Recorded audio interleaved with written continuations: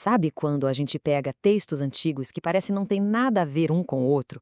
Pois é, às vezes eles estão contando uma história só, uma história super poderosa, uma história sobre a nossa luta de sempre para colocar a ordem num mundo que teima em virar bagunça. É essa narrativa que a gente vai desenrolar aqui hoje. Então, a grande pergunta é essa, né? O que conecta tudo isso? Olhando assim de primeira, parece um monte de coisa jogada, aleatória. Mas cada uma dessas peças se encaixa, sabe? E juntas, elas mostram uma jornada incrível de como a gente constrói, perde e tenta recriar o sentido no meio do caos. Vamos começar a montar esse quebra-cabeça? Bom, a nossa história começa com aquela necessidade bem humana de criar estrutura, né? De ter um projeto, um blueprint, como se diz. Um plano detalhado para uma vida boa, tanto para todo mundo junto em sociedade, quanto para cada um de nós. E olha, um exemplo claríssimo disso está lá no livro de Deuteronômio. E não é só uma lista de pode e não pode, não. É muito mais. Pensa nele como a planta baixa de uma comunidade que funciona, que é justa, que é segura. É tipo o código de obras de uma civilização. O que é impressionante aqui é como isso é prático, é pé no chão. Isso aqui não é uma discussão teológica super abstrata, é segurança pública básica. É sobre responsabilidade de cada um com o todo.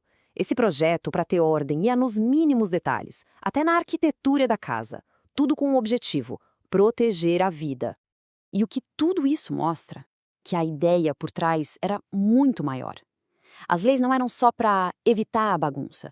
A meta era construir de verdade uma sociedade onde um cuida do outro. A responsabilidade não acabava na porta de casa, ela ia muito além, para o bem-estar da comunidade inteira, incluindo, olha só, até de um inimigo.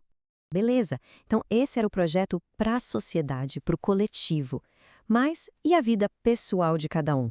A tradição antiga também tinha um guia para isso. Então agora a gente muda um pouco o foco. Vamos olhar para o nível individual, para a sabedoria que está lá no livro de Provérbios. E aqui está o projeto pessoal. É super direto, sabe? Prático, focado. A mensagem é bem clara. A ordem na vida vem do trabalho duro, de focar no que é real, no que produz algo, e de largar mão de correr atrás de fantasia. É aquela sabedoria de manter os pés bem firmes no chão.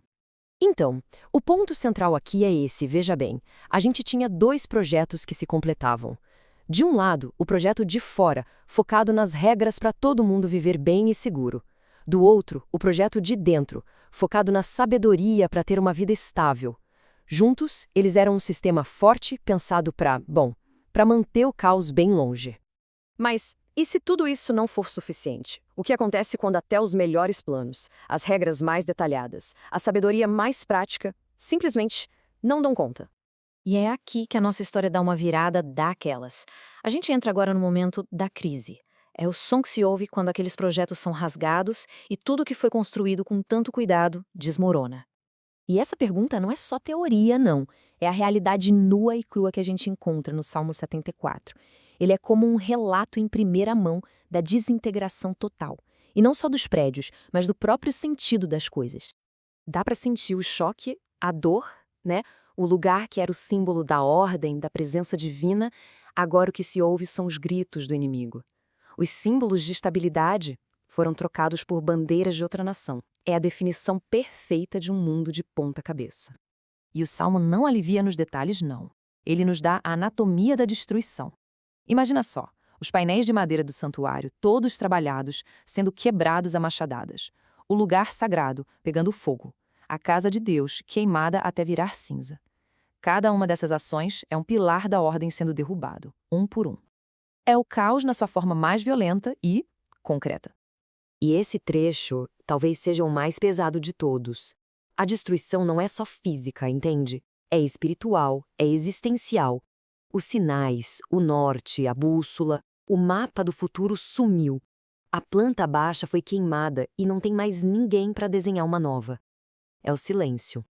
Um vazio total.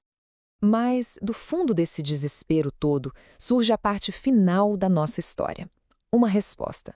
Só que atenção, não é a resposta que a gente esperaria.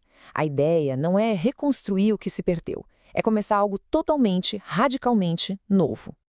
A primeira coisa que chama atenção aqui é essa palavra resolutamente. Isso não é um recuo, não é uma fuga. Pelo contrário, é um movimento de propósito, decidido, em direção ao olho do furacão, ao coração do poder que tinha destruído a ordem antiga. É uma afirmação. E aqui está a grande virada de chave, a grande mudança de estratégia. Em vez de uma ordem do tipo, vamos reconstruir o templo, a resposta é, vamos enviar pessoas. A ordem não vai mais ficar presa num lugar ou no livro de regras.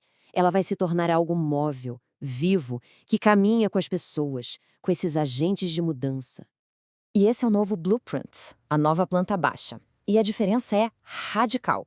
Ninguém está mais falando de parapeito no telhado ou de devolver o bicho do vizinho. A nova ordem é construída em cima de outras coisas. Da vulnerabilidade de viajar leve, sem nada extra.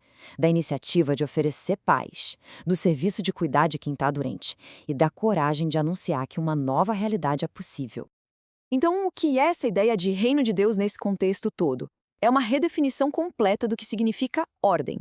Deixa de ser um sistema parado que precisa ser protegido com muros e passa a ser uma força em movimento, quase uma realidade paralela que é criada através de gestos de paz, de serviço, de cura, de pessoa em pessoa, de casa em casa. E assim a gente fecha o ciclo dessa jornada. A gente começou com aqueles projetos super detalhados para criar um mundo estável. Depois, a gente viu esse mundo ser destruído. E, por fim, a gente termina com uma missão totalmente diferente. Um plano radical para gerar ordem de dentro para fora, bem no meio da confusão. E aqui fica a ideia principal para a gente amarrar tudo. Diante do colapso total, a resposta mais forte, mais resiliente, não foi tentar catar os caquinhos do passado. Foi reimaginar completamente o significado de ordem. Não mais como algo que vem de cima para baixo, mas como algo que brota de baixo para cima, cultivado por cada pessoa. E isso, claro, traz a gente de volta para o hoje. No nosso mundo que tantas vezes parece tão caótico, tão quebrado, quais são os projetos de ordem que a gente está seguindo? Será que estamos só tentando remendar estruturas antigas que já não funcionam? Ou será que o chamado é outro? Talvez seja o de viajar mais leve, de oferecer paz e de construir uma nova ordem, uma conversa, uma atitude de cada vez? É uma pergunta que fica no ar, para a gente pensar.